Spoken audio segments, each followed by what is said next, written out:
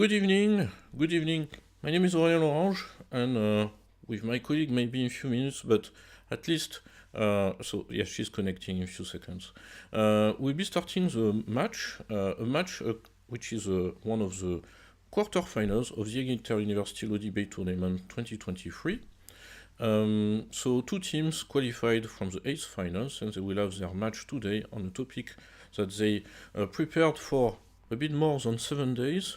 This is today that they will know their position as well concerning this topic, and of course the reward for this match will be a place in the semi-finals, which will take place during the next days, facing other teams who have been qualifying, who are getting qualified as well, to the semi-finals as well. So from the Coax Foundation, welcome, and of course we'll be starting the match in few minutes. But first of all, obviously, we'll start with the introduction of the students representing the University of Western Ontario and as well the University of the West Indies. So alternatively, I will ask them to introduce themselves. Mr. Walsh, could you introduce yourself already? Hi everyone, my name is Jack Walsh and I'm a second year law student at the University of Western Ontario. This has been a bit of an issue that's been in the news in Canada, but it's never been something that I've had the chance to engage with at the university level. So it was really interesting being able to dive deeper and learn a little bit more about this topic. Okay, thank you very much. We'll announce the topic, of course, in a few seconds. But thank you for already sharing how actually you were preparing the match. Mr. Williams, in Trinidad, could you introduce yourself? Hi, good day all. My name is Marvin Williams, a third year student at the University of the West Indies, St. Augustine. Over time, over the course of this tournament, I have grown to enjoy researching new and all sorts of different areas of law. I look forward to putting out what we've learned over the past week or so into practice today against my counterparts on the other side. Thank you so much. Thank you very much. I enjoyed to welcome as well my colleague who were connected. So we'll continue the introduction, of course, but I will give the floor right after because she will be the host of the match. So now, Miss Rodriguez, could you introduce yourself? Hi, I'm Rebecca. I'm a first-year law student at Western University, and I'm really excited to debate this issue. It was really interesting to do research on it, especially because, like Jack said, health is a big issue that's talked about a lot in Canadian law, but I've never explored it really outside of Canadian law, so it's a great opportunity to do so, and I'm excited to talk about it. Thank you very much, and welcome. We have as well in Trinidad and Tobago, Miss Suana Sugdeo. Welcome. Hi, thank you. My name is Suana Sugdeo. I am a third year student at the University of the West Indies, St. Augustine. I think I share the same sentiments as my colleague. It was very interesting delving within this topic of the health sector within the law because it was something that we never were exposed to within the course of our degree program. So I'm very excited for today's debate. I wish my colleagues in Canada good luck, and I'm quite excited. Thank you. Thank you very much. And now, back in Western Ontario, we have as well Mr. Spencer Reiser. Welcome. Hi, everyone. I'm very happy to be here today. I'm a second-year law student at the University of Western Ontario. And much like my colleagues have said, health law and issues are very prominent in Canadian law, and I think the chance to engage with these at an international level is very important, especially today with everything that's happened internationally over the past few years with the pandemic. So I'm very much looking forward to today's debate. Thank you very much. And back in Trinidad and Tobago, Miss Leana Luchman. Welcome. Hi, good day everyone. Thank you for the warm welcome. I am Leanna Lachman. I'm a third year law student at the University of the West Indies, and I'm excited to get into the topic today and see how both of our teams develop the argument. All the best to our friends on the Canada side. Looking forward to see what we both come up with. Thank you. Thank you very much. And we have one coach in the room, Professor Oosterveld, coach of the team from Western Ontario. Hello, everyone. It's very nice to see all of you, and I'm very excited to listen to this debate. Thank you very much. Finally, mentioning as well the coach on the side of the University of West Indies, we have Dr. Alicia Elias-Roberts and as well Dr. Timothy Afonso, who are probably watching the match or will be watching the match. So now we give the floor to my colleague who will be reminding what was the topic, and as well afterwards we'll do the allocation of positions. Microphone, yep.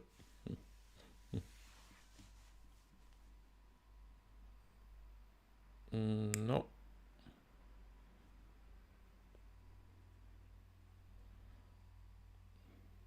No, it doesn't seem... No. Oh, we don't hear you at this moment. Yep, you can reconnect, maybe. Yep. So the topic which got received by both teams was the right to the highest attainable state of health should be included in the national constitutions of all states who are parties to the International Covenant on Economic, Social and Cultural Rights. So both teams have prepared these topics for several days, actually 7 days, and now we'll know which position each team will be defending during this match. So we share my screen, so already on YouTube you see that I placed the wheel with the name of the universities, so now it will be as well visible in the WebEx room. So now you should see my screen as well in the WebEx room where you see the name of your universities, University of Western Ontario and as well University of the West Indies. As well the wheel, you can be in favor, you can be against that motion, and I will click in the center. So the team who will get the position in favor will be starting the match.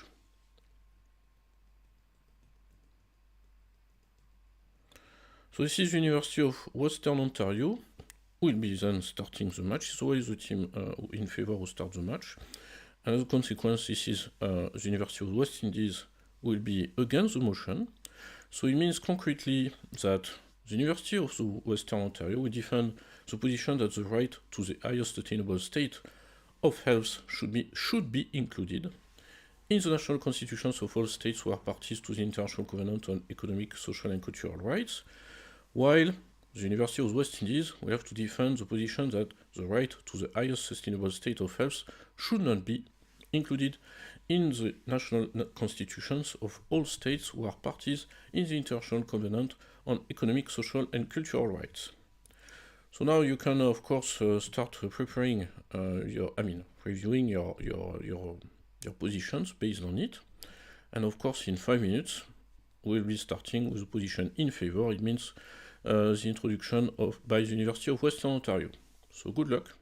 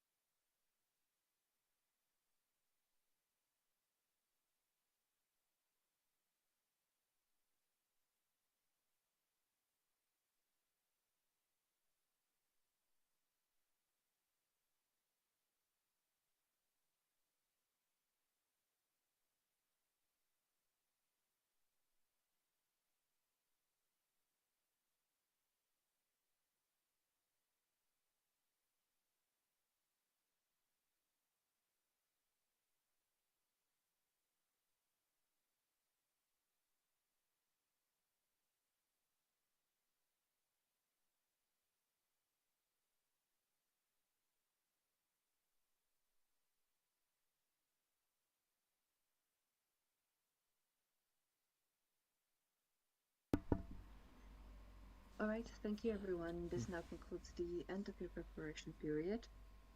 Please turn your cameras on. Just for a short reminder, when there are 30 seconds of your speaking time left, you will see a yellow card, this time with the stream of my colleague. And if your speaking time is over, you will see a red card, which still means that you can comfortably conclude your sentences, but it's not recommended to start a new one. All right, and on that note, the position in favor, debate team of Western Ontario, you are now able to start with your opening statements. You have 4 minutes. Before I begin, can I confirm that I'm audible and visible? You are. Good morning to our judges and good evening to my colleagues at the University of the West Indies. On behalf of myself and my teammates, Jack Walsh and Spencer Reeser, we are pleased to be here discussing this issue with you. Today, my team and I will be arguing that the right to the highest attainable state of health should be included in the national constitutions of all states who are parties to the International Covenant on Economic, Social, and Cultural Rights. We will argue that constitutionalizing the right to the highest attainable state of health would increase positive health outcomes for individuals and the effectiveness of national health policy. I will put forward evidence on how health outcomes for individuals will be positively affected if this right is constitutionalized, and will also argue that this requirement would be in line with current trends in the international community. Additionally, Jack will argue that this requirement is an equitable and discretionary remedy that avoids overtly rigid and unrealistic expectations from states. Last, Spencer will argue that the constitutionalization of this right will result not just in positive individual outcomes, but also in positive national health policy. Before getting into arguments, it is important to understand what the right to the highest attainable state of health entails. This right is codified in Article 12 of the International Covenant on Economic, Social, and Cultural Rights, and includes both freedoms and entitlements. The freedoms include the right to control one's health and body, and the right to be free from interference. The entitlements include equality of opportunity for people to enjoy the highest attainable level of health. And this entitlement recognizes that good health cannot be ensured by a state, and states cannot protect against every possible illness, especially given the varying resources of states across the world. Domestic constitutions are a tool that should be used to affirm the right to health. Constitutions set out the fundamental principles by which a state is governed. The laws contained in the Constitution trump all other laws and are difficult to amend. Thus, embedding the right to the highest attainable state of health in a constitution gives states the utmost power and legal responsibility to respect, protect, and fulfill the right as is their obligation under the covenant. My first argument points to the increased possibility of improvement in the health of individuals if parties to the covenant are required to constitutionalize this right. According to a study that analyzed data for 144 countries over a 30-year period, a constitutionalized right to health has positive effects on the health of individuals, as it ensures greater access to health services and medicines. For example, the study shows that 7.6% more children's immunization is associated with countries recognizing a right to health. Additionally, 30% more medicines are available in countries with a right to health. It is likely that the constitutionalization of this right will improve these numbers and increase the health of individuals globally. My second argument is that this requirement is in line with a trend in recent decades of states recognizing the right to health by entrenching it in their constitutions. According to the aforementioned study, in 1970, only 17% of written constitutions had an explicit right to health. By 2010, that number grew to 51%. Currently, over half of all constitutions globally include an explicit right to health, with 64% including an implicit right to health. Thus, the requirement that parties to the covenant constitutionalize the right to the highest attainable state of health is not a significant derivation from what is already occurring in the international community. Based on these trends, answering yes to the debate question would strengthen the right to health as recognized by the covenant and other pieces of international law. Thank you for listening. I will now give the floor to my colleagues from the University of the West Indies. Thank you very much. University of West Indies, you now have 4 minutes for your opening statements in position against. Hello, good day again. Am I audible? You are. Thank you. Esteemed Esteemed judges, organizers, and fellow debaters, as a student of the University of the West Indies, St. Augustine, it is indeed a pleasure for me to be presenting to you here today. We on this side firmly disagree with the motion that the right to the highest attainable state of health should be included in the national constitutions of all states who are party to the International Covenant on Economic, Social, and Cultural Rights. While access to quality healthcare is undoubtedly an important issue, including this right in national legislation is not the answer. The inclusion of the right to national constitutions in a is not a panacea, is not sufficient in no way to ensure this right. Governments must also take concrete steps to implement policies and programs that promote health and provide access to healthcare services. Additionally, this right to health must be accompanied by the right to other basic necessities, such as food, water, and housing. These are all essential for good health. During our submission, we will present arguments against the motion and explain why, 1, it would infringe on the sovereignty of nations, 2, it would be financially unfeasible, and 3, ultimately be impractical to enforce. So firstly, it's important to recognize that the inclusion of the right to the highest attainable state of health in national constitutions would be a significant infringement on the sovereignty of individual nations.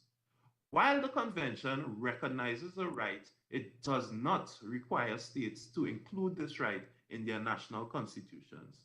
States should be allowed to determine the best way to protect the health of their citizens within their own legal and political framework. In the South African case of Subramani and the Minister of Health, the court recognized the right to access healthcare services, but did not go so far as to mandate the inclusion of this right in the Constitution. By mandating the inclusion of this right, we will be forcing states to adopt certain approaches, potentially compromising their autonomy and disregarding the diversity of their healthcare systems. Furthermore, mandating the inclusion of this right into constitutional law could result in an undue burden on taxpayers and governments. In countries with already stretched public health systems, adding additional obligations could place significant financial strain on the government and potentially lead to cuts in other areas such as national infrastructure and social development. Finally, the interpretation of what constitutes the highest attainable standard of health is subjective and varies from country to country.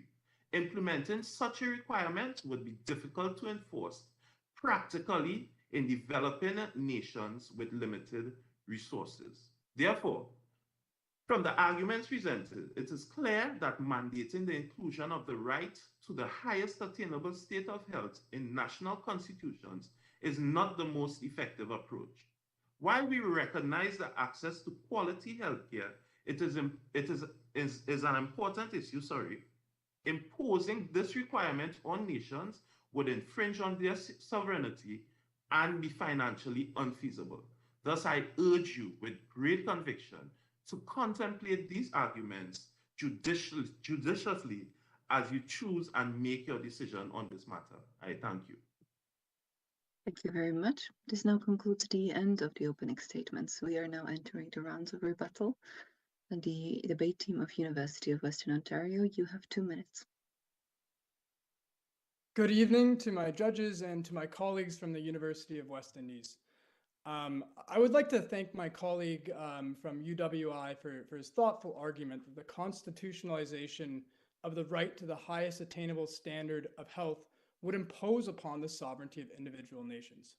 However, I must disagree and point out that this is not the case, as only states that have voluntarily ratified the covenant would be required to do so to fulfill their international law obligations.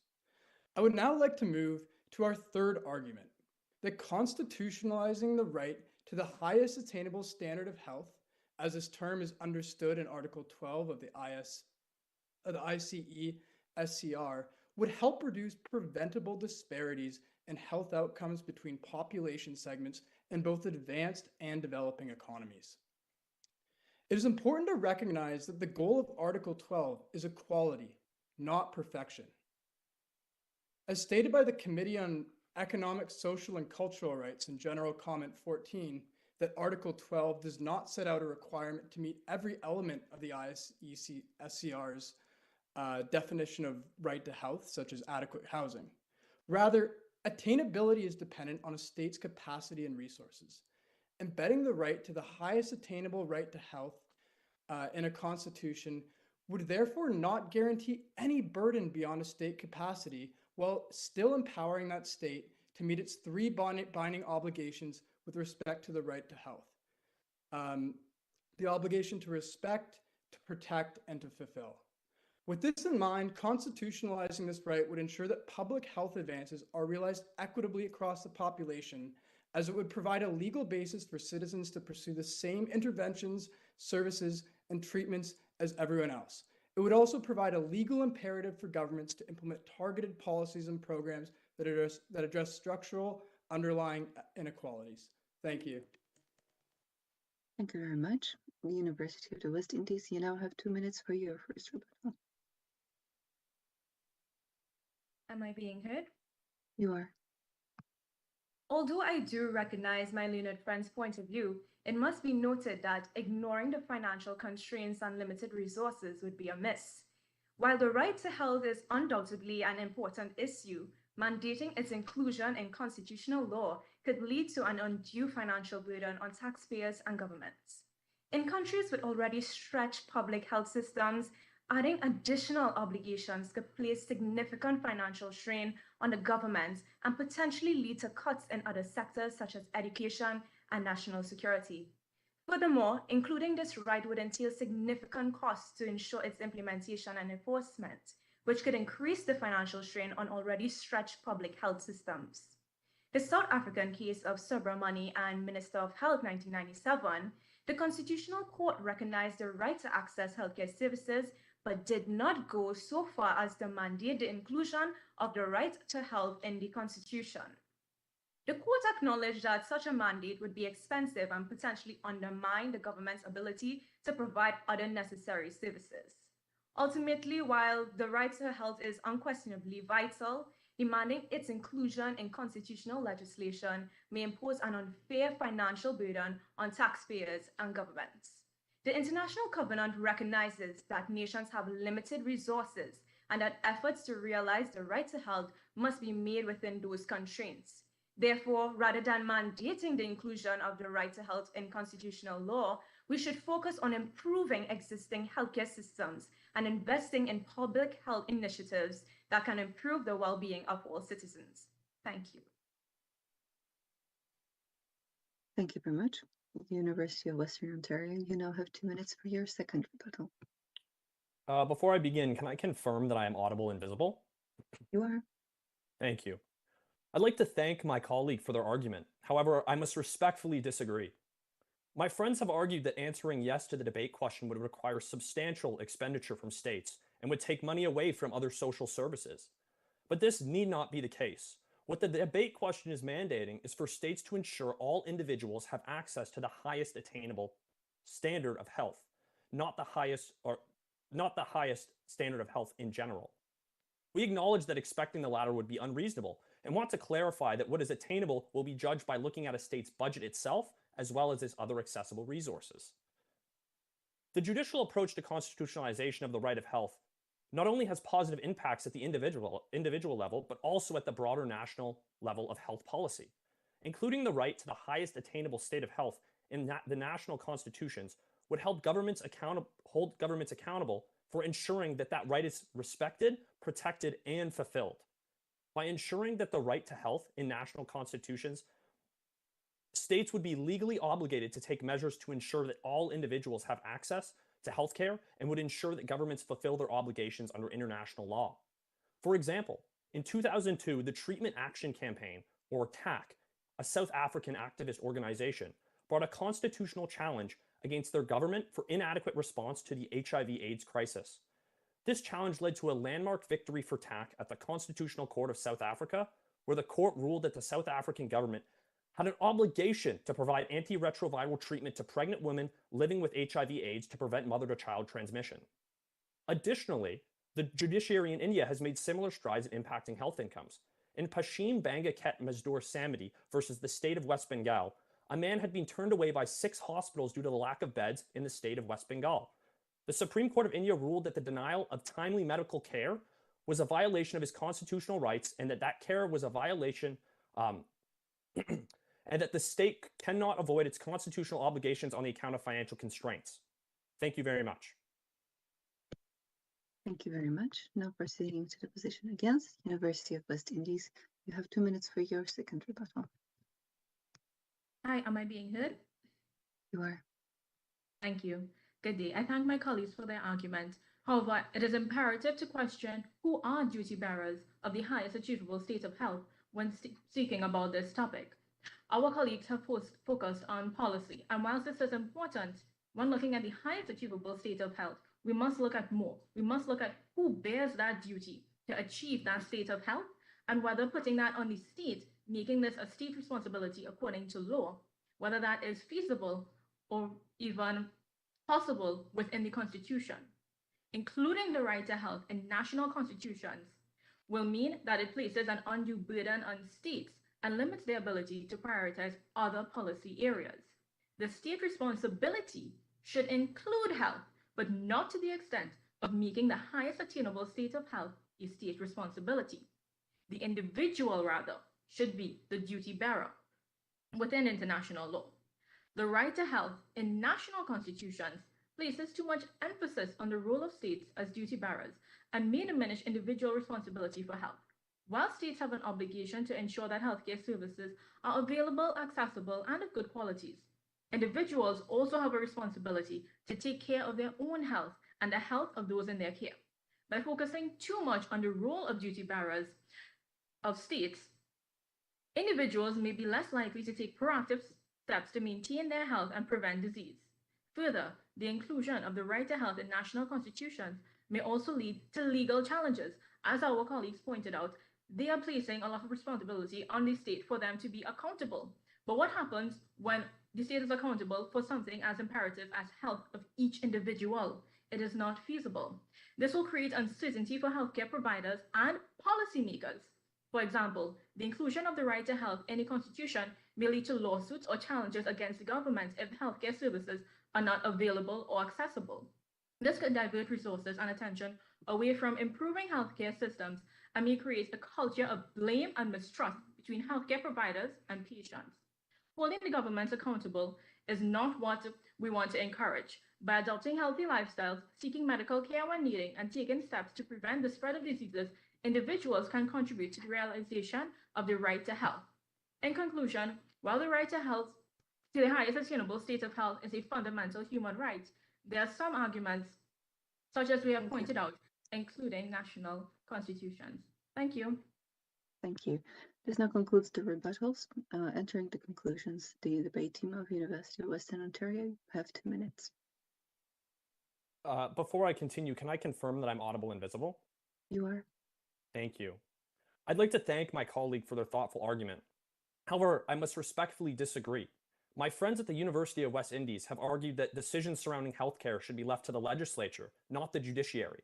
But in doing so, they have framed the issue as one as solely as a social service and not a basic human right, which health is. In many countries, the judiciary is allowed and even encouraged to rule on issues of human rights to hold the government accountable for right infringements.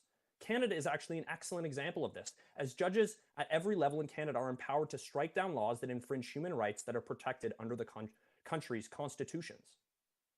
By constitutionalizing the right to health to the highest attainable state of health, states affirm their commitment to achieving health equity. This means that healthcare should be available to all individuals regardless of their social or economic status. This will address disparities in access to healthcare and contribute to a more equitable and a more just society. Today, our first speaker, Rebecca, has argued that constitutionalization of the right to the highest attainable state of health will improve health outcomes for individuals and is also in line with current trends in the international community. Our second speaker, Jack, has argued that the right to the highest attainable state of health is different than the right to health in general, and that the right should be constitutionalized, as this will allow states to easily meet their constitutional obligations based on the state's own resources and own capacity. And I, as our third speaker, argued that the constitutionalization of the right to the highest attainable state of health will have broad, positive impacts on health outcomes, as governments will be held accountable for respecting the right to health. On behalf of Western University, Rebecca, Jack, and myself, we wish to thank our opponents from the University of West Indies for their submissions. We humbly ask the judges to agree that the right to the highest attainable state of health should be included in national constitutions of all states who are parties to the International Covenant on Economic, Social, and Cultural Rights. Thank you. Thank you very much. University of the West Indies, you have 2 minutes for your conclusion. Once again, am I audible? You are. Thank you. As I conclude, I cannot stress this enough. It is essential to recognize, we on this side actually, state it is essential that we recognize the importance of promoting and ensuring access to quality healthcare for all individuals. But what did the covenant say? The covenant does not explicitly require each member state to constitutionalize this right. It simply suggests that regulations and different procedures can be put in place so that this is possible. Thus, we should focus on improving existing healthcare systems and investing in public healthcare initiatives that could enhance the well-being of citizens. In closing, I would like to emphasize that protecting the autonomy of nations is a critical matter in maintaining the sustainability of our global system. By supporting local innovation and enabling states to pursue policies that best suits their needs, we can achieve better health outcomes for all without mandating costly, impractical obligations that could lead to unintended consequences. Let us work together to find pragmatic solutions that could balance the need of individuals, governments, and society as a whole, and that respect the principles of international law and the rights of sovereign nations. I thank you.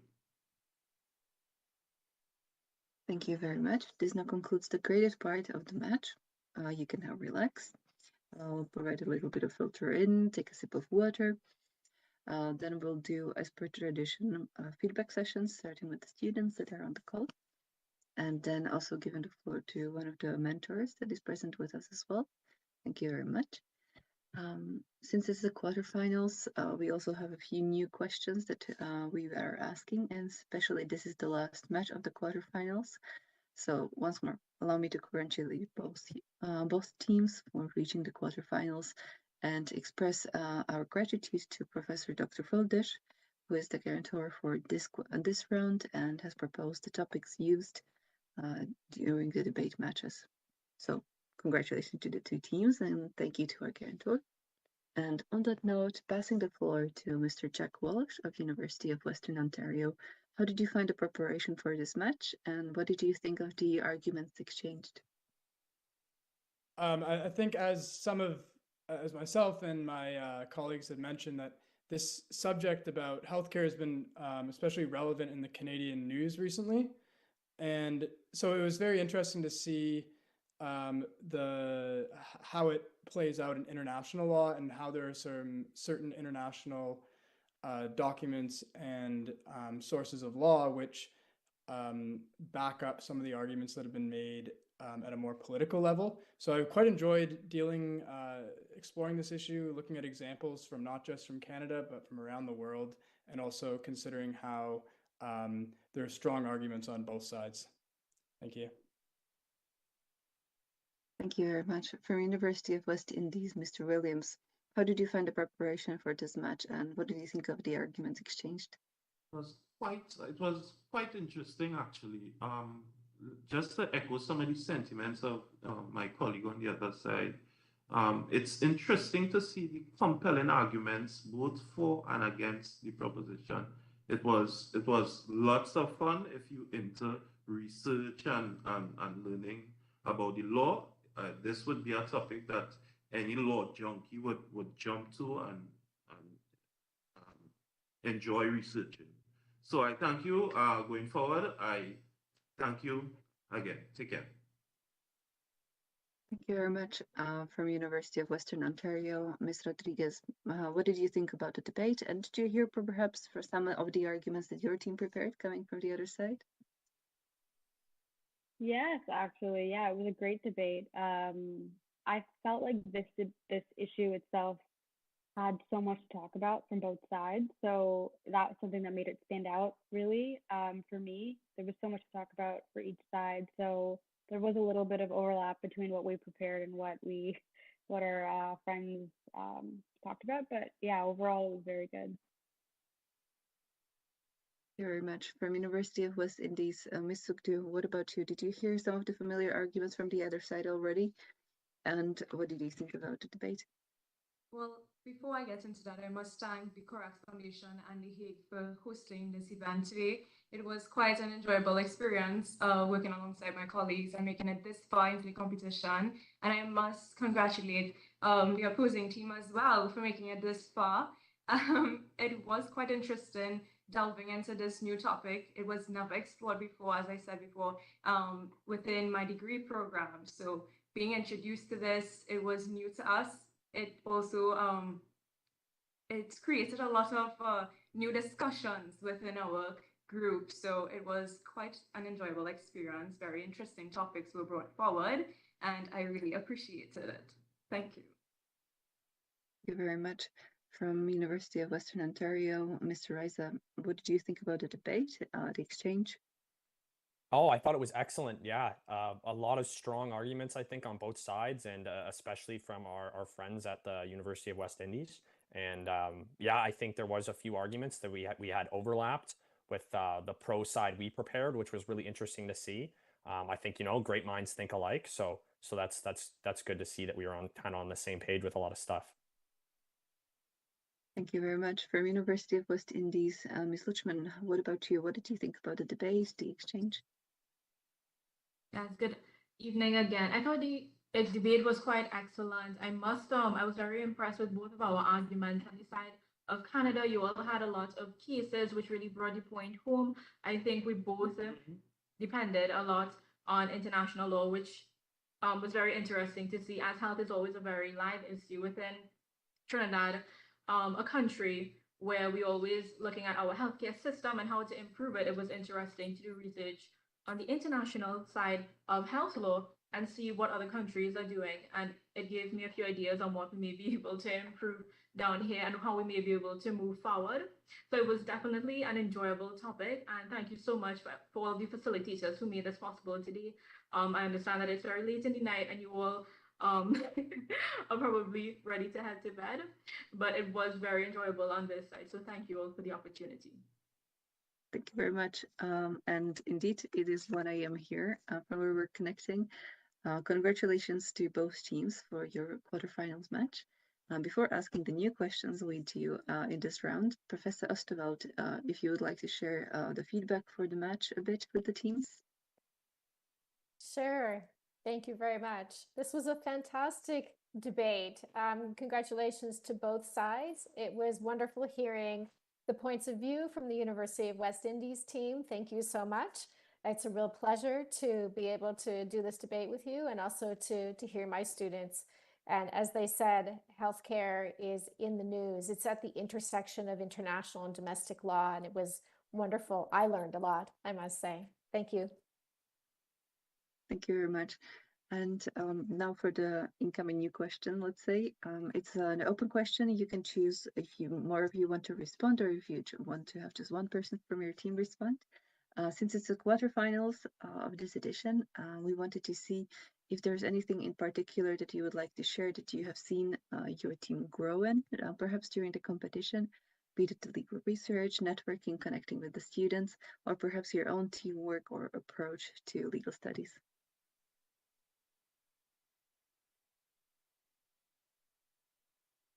Sure, I could start us off if that's okay. Yes. Yeah, I think as a team we've grown a lot since the first match. At the first match, we weren't really sure how to structure a lot of things and what our roles on the team would kind of be. But you know, every match we've kind of gotten a little better at organizing ourselves, and we're kind of like a well-oiled machine the way we kind of figure out arguments, format everything, and uh, and get everything together. And I think one place where we've improved a lot over the past few matches is our rebuttals. We kind of just work really hard with those and make sure we're quick on our feet. So, but that probably comes with a lot of the practice that we've gotten in the debates as well. So, yeah, thank you. Thank you. I can chime in if Okay, no one so else. Okay. yeah, so what makes this entire experience so unique and fun for us is the way you have to be quick on your feet, the way you have to repeat and be able to counter your opponent's arguments with arguments of your own. Uh, from the beginning of this tournament, for now, I can honestly say that my team has grown in spirit quite a lot. We have developed our research skills, our confidence in being able to present. And I do appreciate and thank the organizers for this opportunity. And look forward to hopefully, even past this debate, continue to develop my skills and our skills in this particular area. So that's it. Thank you. Thank you very much. Ms. Rodriguez? Yeah, thank you. I was just going to say, I think one way we've all improved, me like personally too, is public speaking skills. I mean, I wasn't very, like, I didn't have much practice really public speaking before this. And I know that our debates are relatively short, but it's still important. It's something that we all consider the way we speak, and getting the message across is important. So I think it's been a great experience developing that skill, and I'm excited to be able to use that in my career and also in school. Thank you very much. If anyone would like to add anything, if not, we can continue further. And on that note, just a short information that you might find relevant for the upcoming days. Of course, the three judges have 2 days to review your match and submit their scorecards. The moment the organizing team confirms the scores, you will be informed via email and of course also on social media. Already, the topics for the semifinal round have been released. 2 teams are already aware that they're continuing into the semifinals.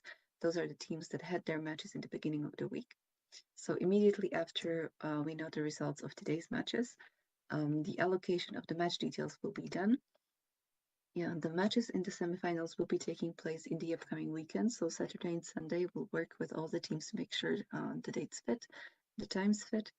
And on that note, I'll be concluding now and passing the floor to my colleague for the wrap-up. Yes, so indeed it was very enjoyable to watch the match, and even if it is 1 a.m. here, I mean almost 2 actually, still it was very pleasant to listen and to be honest, that is a great way to start the weekend actually. So yes, I have some questions obviously about the networking, but an additional one more on the cultural aspect as well, and simply to present your country, your cities as well. So first of all, Mr. Jack Walsh, have you been in the Caribbean? Do you have any friends from the Caribbean? And maybe have you been in Trinidad and Tobago? I've never been to Trinidad and Tobago, but I've been to the Cartagena in Colombia, which I know is not far from Trinidad and Tobago, but I know it's a beautiful country, and I have some friends who are from there. Okay, so now maybe another destination. Indeed, now that you have contacts in Trinidad and Tobago. Mr. Williams, have you been in Canada? Do you have any friends in Canada, particularly in Ontario or in the region of Toronto in general? No, actually, I've never been to Canada. However, I do have a few family members that live out there. So I'm quite familiar with the climate, the cold and then the personality of the Canadian people and all of that. So, yeah. Okay, good to know. So maybe you will experience that cold one day in going to Toronto, or London, Ontario, precisely. Miss Rodriguez, have you been in Caribbean, particularly in Trinidad, or do you have friends maybe over there? Yeah, I haven't been to Trinidad and Tobago, but I would love to go. Yeah, like you said, very different climate from Canada, so a lot of Canadians love to vacation in the Caribbean. So maybe one day I'll get the opportunity. And I do have a few friends from Trinidad and Tobago, so maybe I'll go with them. Okay, perfect. And on the side of Miss Sugdeo, do you have any friends or contacts in Canada? Have you been in Canada? I have not been to Canada, but I would love to travel to Canada one day. I do have friends and family. Actually, some of my friends decided to study abroad in Canada. So I have friends from universities such as Waterloo. So very interesting culture there. I think they really have a melting pot in a sort of sense. There's a lot of Caribbean culture within Canada, I must say that. But I am wishing you, actually, I'm welcoming you to Trinidad and Tobago. You have made new friends. So we do look forward to you traveling here. Okay, that's a perfect invitation. And Mr. Reiser, I guess you would invite as well to London, Ontario, the team. So have you been, maybe, do you have any friends already from the Caribbean? Unfortunately, I don't have any friends, and I've never visited Trinidad and Tobago. However, I've been to a few places around there, Jamaica, Belize, Honduras, so a little closer than where we are in Canada. But yeah, it's very interesting that our colleagues said that they had a friend that went to the University of Waterloo, because I did my undergraduate degree in Waterloo, but at a different university. So I know that town very well. Okay, yes, it's not very far. I mean, considering the size of Canada, of course. But yes, a good way to keep contact for sure after this match between the two teams, to visit each other potentially. Professor Oosteveld, have you been in Trinidad and Tobago, in Caribbean in general? Yes, I have. Before I became an academic, I was a lawyer at Global Affairs Canada, and I worked in Port of Spain for a particular project, and also in some other Caribbean countries. So it was a wonderful experience, I must say. And the food was so good. It was really, really good. And you're all welcome, I should say, to come to the University of Western Ontario and experience London. Many thanks. Indeed, that's what I will ask as well to the first student, Miss Luchman. So first of all, have you been in Canada? Do you have any friends over there? And after, we'll talk about the food in Trinidad. So what would you recommend that the Canadian students should start to try when they will arrive in your country? Awesome. I was happy to visit Canada quite a few times, and I absolutely loved it. We went on a few road trips, so we saw Niagara Falls, we saw Toronto. I have some family in Canada, so it was really a lovely experience every time I went there. So I'm very happy to hear the invitation extended. And of course, when you're all ready to come down to Trinidad, we have roti doubles, we have pilau, we have curry, anything. A lot of melting pots of foods and amalgamation that you would not imagine, which would be very happy to introduce you to in Trinidad. And even if we may see each other in The Hague, perhaps, that is a possibility sooner rather than later. But it has been lovely interacting with you all. And of course, anytime you're in Trinidad, you can call us up. I heard somewhere that the strongest spice is in Trinidad in the world. Is it true? No? Can you repeat that? The strongest spice, the most powerful spice, is it in Trinidad, no? Yes, I believe we have the moringa, scorpion, pepper, which may be the first or second. Second hottest pepper in the world. Yeah. Yes, I heard that. But you don't use it for the food at all, it's just... Yeah. Sometimes, depending on how, the spice level on the curry is. Yeah. Okay, well. Which we'll have to let you try. Okay, well, we will see. And on the side of of Canada. Let's say if Mr. Williams or Miss Sugdeo for the first time land in Toronto, what should they see, what they should try arriving in Ontario? So, Mr. Walsh, for example. I think one of the best things about Toronto is that it's very much a melting pot, and it has some of the best cuisines from any culture and country in the world. You can find it all in Toronto, but I think I'm not a fan, but a lot of people in Canada really love poutine, which is I think what the food that Canada is maybe most known for. But I'm not the huge fan of it personally. So yes, just to precise, because I have a colleague as well from Montreal who talks about the poutine. Poutine is a food, and we are not talking about the person, of course, but it's a kind of, from what I understood, something you eat in winter. So usually, and I've never tried, and I always, of course, I would say make jokes about the name of the dish with my colleague, but yes, it's something that is pretty famous, and even outside of Canada, in Paris, for example, you can taste sometimes in some Canadian restaurants.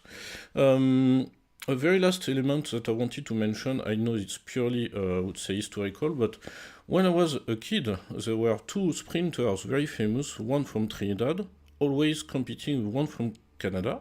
That was Donovan Bailey for Canada, who got gold Olympics in Atlanta in 1986. But Atto Boldon, I think, is still... what does he do in Atto Boldon? Because it has been maybe 30 years we haven't heard about him. So currently Atto, I know he does broadcasting, he does sports broadcasting, and as well I think he manages younger athletes. So, yeah. Okay. So yes, I remember he had glasses, very big glasses when you were running against Bailey and some others at that time.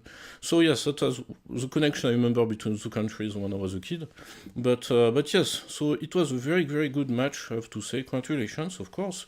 And as well, what will happen during the next days, you will receive in a few days the results by email, the evaluation of the free judge, who can watch and rewatch the match during the weekend.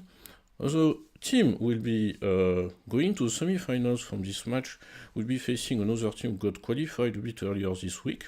So this is University of Manchester.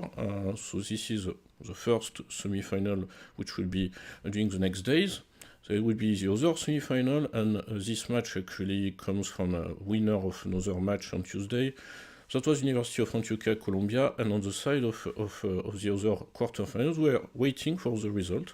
So it was just a bit earlier today. So yes, so it means during the next week we'll know which teams will be in the final four.